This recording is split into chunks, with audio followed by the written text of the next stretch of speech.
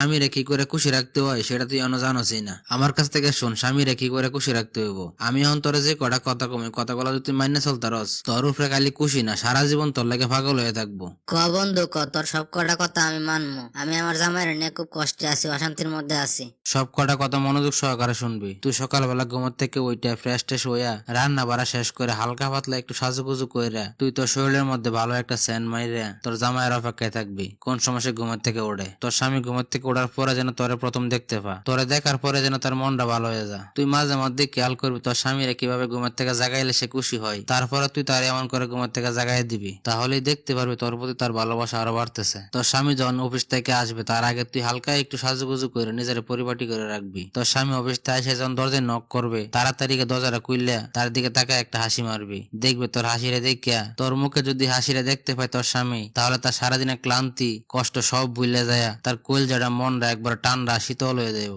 আর তুই যখনই তোর স্বামীর সাথে কথা বলবি তার চোখের দিকে তাকায় হাসি মুখে কথা বলবি। আর তুই তোর স্বামীরে কোনোদিন কোনো সময় কোনোভাবে আঘাত দিয়ে কথা বলবি না। যদি তুই তোর স্বামীর আঘাত দিয়ে কথা বলস তাইলে মনে করবি তোর নিজের জীবনে নিজের সর্বনাশ ডেকে আনছস। কি কারণে জানাস?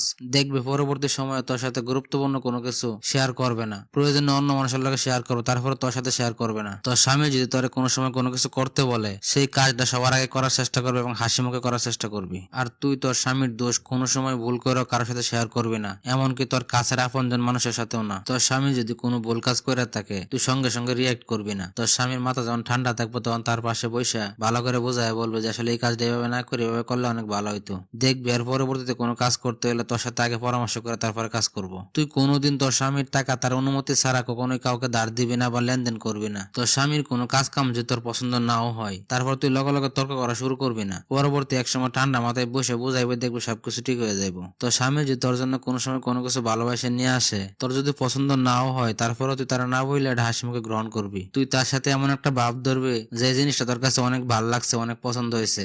এতে করে তোর স্বামী তোর উপরে আরো খুশি হইব, সন্তুষ্ট হয়ে তোর আরো বেশি খেয়াল রাখার চেষ্টা করবো সবসময়। তোর স্বামী যদি হাসি খুশি থাকে তাহলে তার সাথে তুই হাসি খুশি ভাবে কথা বলবি। আর তোর স্বামীর যদি কোনো কারণে মন খারাপ থাকে বা কোনো কষ্টে থাকে তাহলে তুই তার মন খারাপের কারণগুলো জানার চেষ্টা করবি। তুই ভুল করে কখনো এই কাজটা করবি না। তোর স্বামী কষ্টে আছে, তুই এমন কাজ করা শুরু করছিস তার সাথে যে তার কষ্টের কোনো মূল্যই নাই তোর কাছে, তাহলে তোর স্বামী আরো বেশি কষ্ট পাবে। আর একটা জিনিস মনে রাখবি, মেয়েরা কিন্তু অনেক টাকা লোভী হয়। তুই কখনো এই কাজটা করবি না ভুল করেও। আর তোর তো এত লোভ করার কথাও না। তোরা মেয়েরা বিয়ের আগে বাবার কাছে থাকস, বাবা সবকিছু দায়িত্ব নে, বিয়ের পরে স্বামীর কাছে আইলে স্বামী সবকিছু দায়িত্ব নে। তুই যদি তোর স্বামীরে খুশি রাখতে পারস, ভালো রাখতে পারস, তাহলে তোর কি টাকা পয়সার লাগে চিন্তা করা লাগবে, টেনশন করা লাগবে? তুই চাওয়ার আগে তোর সবকিছু দিয়ে দিব। তোর স্বামী যদি তোর কাছে কখনো টাকা পয়সা রাখার জন্য দে তাহলে তুই সেই টাকার 100% হিসাব দিবি। এতে করে দেখবি তোর প্রতি আত্মবিশ্বাস বাইরে যাবো তার, আর সব দায়িত্ব তোরে দিব, আর সর্বসময় তোর কাছে টাকা পয়সা রাখার জন্য দিবে। আর এখন যে কথাটা বলবো সেটা সবচেয়ে গুরুত্বপূর্ণ একটা কথা। তুই যেমন তোর বাবা মারে ভালোবাসস ঠিক তার বাবা মারও তুই তেমন করে ভালোবাসবি। একটা জিনিস মনে রাখবি,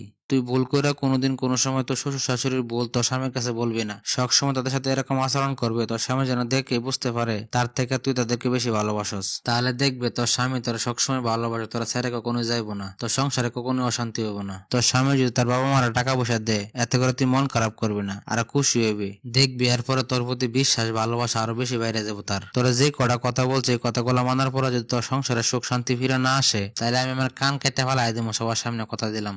দোস্ত তোর অসংখ্য অসংখ্য ধন্যবাদ, তুই অনেকগুলো উপদেশ দিলে। কালকে থেকে আমি প্রত্যেকটা মানার চেষ্টা করবো।